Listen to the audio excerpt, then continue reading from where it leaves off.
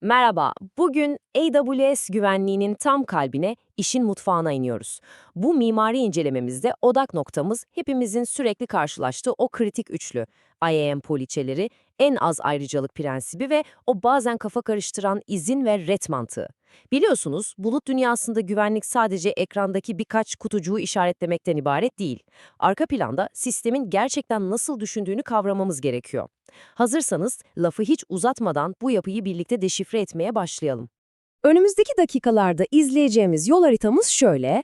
Önce isteğin yolculuğuna bakacağız. Ardından I am policy anatomisi, referans sözlüğünü kullanmak, izin, örtülü ve kesin ret mantığı, en az ayrıcalık prensibi ve son olarak da o çok sık düşülen yaygın hatalarla toparlayacağız. Şimdi her şeyden önce asıl meseleye gelelim. Bir bulut mimarı olarak gecenin 3'ünde uyandırılsanız bile ezbere bilmeniz gereken o temel soru var ya, AWS bir isteğe izin verip vermeyeceğine aslında nasıl karar veriyor? Yani perde arkasında çarklar tam olarak nasıl dönüyor? Herhangi bir API çağrısının arkasında yatan o kusursuz mantık dizisine mutlaka çözmemiz gerekiyor. Birinci bölümümüz isteğin yolculuğu.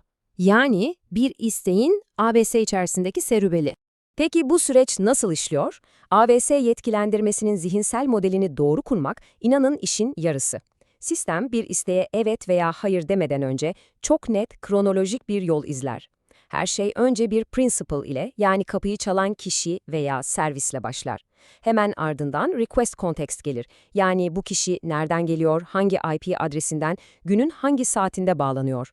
Sonrasında kullanıcının tam olarak ne yapmak istediğine, yani action kısmına ve bunu hangi resource yani kaynak üzerinde yapacağına bakılır. Tüm bu parçalar birleştiğinde AWS, o principle ile ilgili geçerli tüm poliçeleri yani applicable policies kısmını toplar ve o büyük değerlendirmeyi yapar. Çıkan sonuç ise çok nettir. Ya allow ya da deny. Bütün mantık bu sırayla akar. İkinci bölüm, IAM Policy Anatomisi. JSON'ı sadece kod olarak değil, anlamsal olarak okumak. Biliyorum, birçoğumuz devasa bir JSON dosyasıyla karşılaştığında bunun sadece ezberlenmesi gereken karmaşık bir kod bloğu olduğunu düşünüyor ama inanın bana durum hiç de öyle değil. Asıl püf noktası buradaki soyut JSON anahtarlarını bildiğimiz mantıksal Türkçe sorulara çevirebilmekte yatıyor. IAM poliçenizi sıradan bir cümle okur gibi okuyun. Örneğin, effect. Bize basitçe şunu sorar, izin mi veriyoruz yoksa yasaklıyor muyuz? Action, yani hangi işlem yapılacak? Dosya mı okunacak, sunucu mu silinecek? Resource, bu işlem hangi kaynakta yapılacak? Tüm veri tabanlarında mı yoksa sadece o spesifik tabloda mı? Ve condition, yani bu izni hangi koşullarda veriyoruz? İşte JSON söz dizimini satır satır ezberlemek yerine poliçeye bu soruları sorarsanız kontrolü tamamen elinize alırsınız. Hazır condition demişken buraya bir parantez açalım. Çoğu kişi condition bloğunun isteğe bağlı yani optional olduğunu görünce onu direkt es geçiyor. Yapmayın. Evet, teknik olarak zorunlu değil ama bunu kullanmamak çok daha sıkı bir güvenlik kontrolünü elinizin tersiyle itmek demek. Düşünsenize, bir kullanıcıya veriye erişim izni verdiniz diyelim. Peki ya bu kişi sadece şirket ağındayken o veriye erişebilsin istiyorsanız ya da sadece belirli bir proje etiketine sahipse? İşte condition bloğu, güvenlik duvarınıza o hassas ince ayarı yapmanızı sağlayan asıl gizli kahramandır. Üçüncü bölümümüz, referans sözlüğünü kullanmak. Yani AWS Service Authorization Reference. Peki bu poliçeleri yazarken bütün o action'ları veya resource formatlarını ansiklopedi gibi ezbere mi bileceğiz?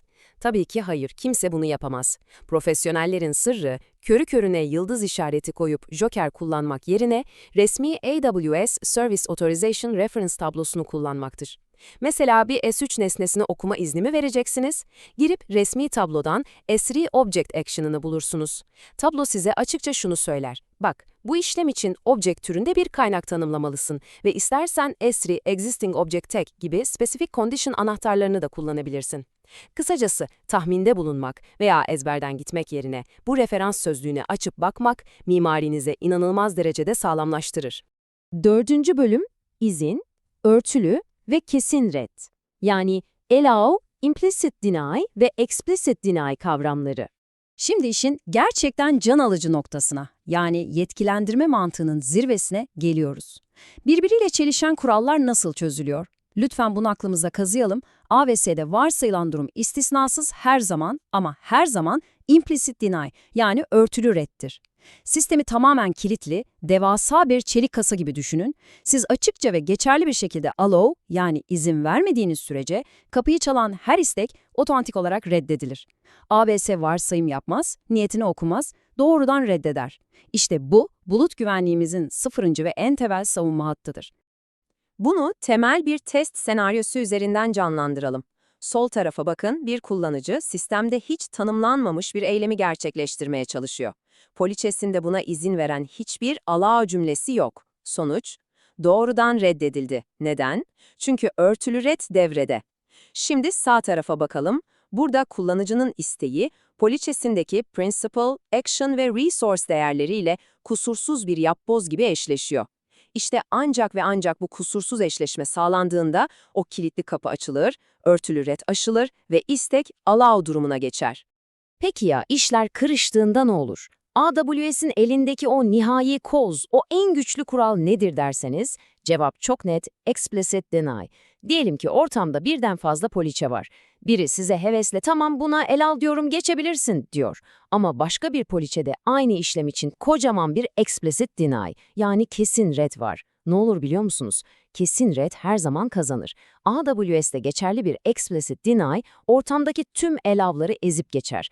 Koşulsuz şartsız reddedilirsiniz. Bu kural, mimaride yanlışlıkla fazla yetki veririm korkusuna karşı en büyük sigortamızdır.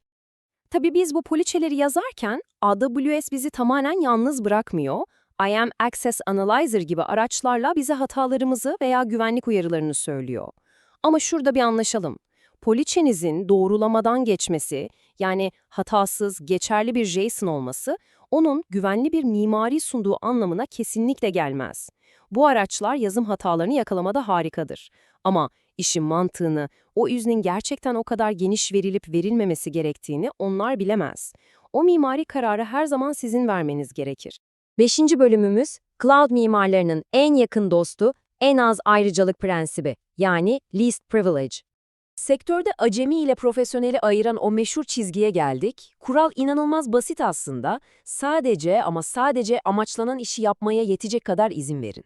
Biliyorum, uygulama hata veriyor, şimdilik administrator access vereyim de çalışsın sonra düzeltirim demek pratikte çok cazip geliyor ama yapmayın. Bu çalışsın yeter mantığı, sisteminizde devasa bir güvenlik açığı, tabiri caizse bir patlama alanı yaratır. Bunun yerine uygulamanın yalnızca yapması gereken o birkaç işlemi ve sadece dokunması gereken spesifik kaynakları belirlemek bizi felaket senaryolarından korur. Şunu da unutmamak lazım. En az ayrıcalık prensibi, tek seferlik bir ayar, bir kerelik bir iş değildir. Bu, yaşayan bir döngüdür. Genelde süreç şöyle işler. Başlangıçta yetkiler mecburen biraz geniş tutulabilir, ancak hemen ardından sistemin gerçek ihtiyaçları gözlemlenir. Sonra o izinler sadece gerçekten kullanılanlarla sınırlandırılır, yani azaltılır. Ardından doğrulanır, test edilir ve en nihayetinde o tatlı least privilege noktasına ulaşılır.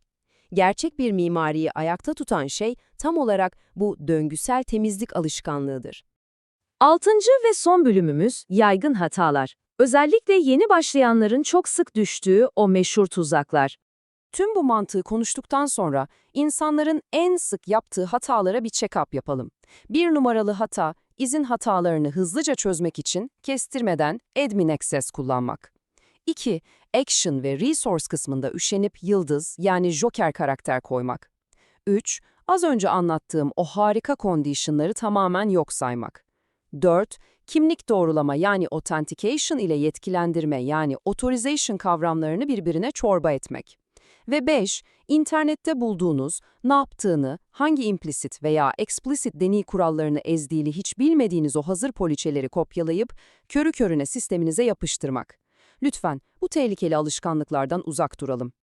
Ufak bir hatırlatma yapayım. Bu incelememizi izlerken veya AVSS çalışırken eğer kendi hesabınızda Lesson 7, Policy Lab gibi bazı deneme poliçeleri veya laboratuvar kullanıcıları oluşturduysanız lütfen işiniz bittiğinde bunları silin. Bu tarz eğitim amaçlı açık bırakılmış poliçelerin kazara üretim ortamlarına, canlı sistemlere sızmasını kesinlikle istemeyiz. Temiz bir ortam her zaman güvenli bir ortamdır. İncelememizin sonuna gelirken bulut güvenliğine bakış açınızı şekillendirecek o altın kuralı tekrar hatırlatmak istiyorum. AWS'te her şeye yıldız koyup sınırsız izin vermek dünyanın en kolay işidir. Herkes yapabilir. Asıl ustalık, asıl profesyonellik, sistemi derinlemesine analiz edip iğne deliğinden geçirircesine yalnızca ama yalnızca o gerekli olan izni verebilmektir. IAM ve yetkilendirmenin o derin mantığını artık biliyoruz. Şimdi size o zor soruyu soruyorum. Hemen şu an gidip kendi AWS hesabınızdaki poliçeleri inceleseniz, acaba karşınıza kaç tane saatli bomba gibi duran gereksiz allow kuralı çıkardı? Bence kendi sisteminizi denetlemenin vakti geldi de geçiyor. Bir sonraki mimari incelememizde bulutun kas gücüne iniyoruz. Amazon EC2, cloud'daki sanal sunucular nasıl çalışır konusunu ele alacağız. Şimdilik hoşça kalın ve mimarinizi her zaman güvende tutun.